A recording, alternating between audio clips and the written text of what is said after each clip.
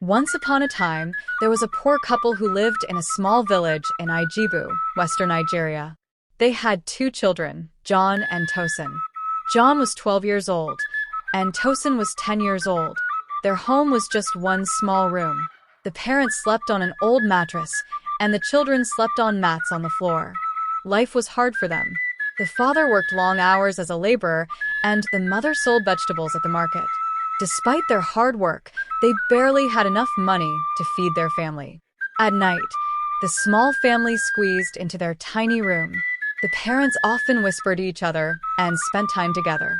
The children, though pretending to sleep, sometimes peeked through half-closed eyes to watch. One night, after the children secretly watched their parents, John whispered to Tosin, "Do you see what Mama and Papa always do?" "What is that?" Tosin replied, "I don't know. Maybe it's some kind of play." John nodded. "Let's try it one day." Tosin was curious, but said nothing. One day, their father went to work early, and their mother went to the market. The children were left at home alone. John turned to Tosin and said, "Mama and Papa are not here. Let's play like they do." "Are you sure?" John grinned. "It's just play. Nothing will happen." John convinced Tosin to join him. But as they tried to copy what they had seen, Tosin began to cry. "It hurts, John," she shouted. John stopped and looked worried. "Are you okay?" "No, I feel pain." And Tosin looked down and saw blood. "I'm bleeding." Their neighbor, Stella, who lived nearby, heard Tosin's cry. She rushed to the door. "What's going on?" she called out. The children didn't answer. Stella pushed the door open and froze. Blood was on the mat, and Tosin was crying. Stella hurried to Tosin's side. "What happened?" she asked, cleaning the blood with a cloth. Tosin sobbed. "We were just playing like Mama and Papa." Stella gasped. "Who taught you this?" John said, "We always see them at night. We wanted to try." Soon, their mother came back from the market. She saw Stella sitting with her children and a worried look on her face. "What happened?" she asked, dropping her basket. Stella explained everything. "Your children tried to copy you and your husband. Look at Tosin.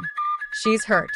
The mother fell to her knees, tears streaming down her face. "Oh no, my poor children. What have we done?"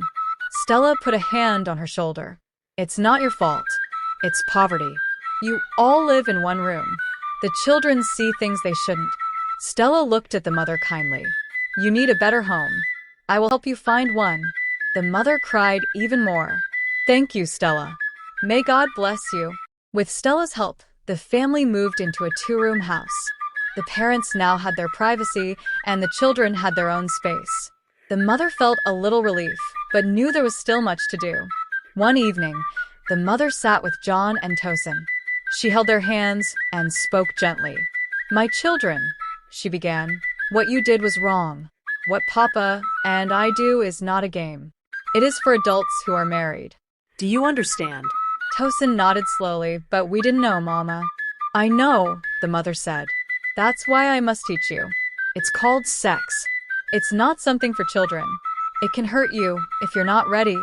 The mother continued, "From now on, I will teach you about your body and the right time for these things. You can always ask me questions. Don't be afraid." John asked, "Will we get in trouble?" "No," the mother said. "But you must promise to never do it again until you are grown and married." "We promise, Mama," they said together. Life began to improve for the family. With the new house, they felt more comfortable. The mother kept a close eye on her children and made sure to educate them about life and their bodies. Stella remained a helpful neighbor and often visited them. The mother looked at her children one day and smiled. "Even in our struggles, we can grow and learn. We must always take care of each other." John and Tosin hugged their mother tightly. They now understood the importance of her advice. And so, the family lived on stronger and wiser. Thanks for watching. Please subscribe to my channel.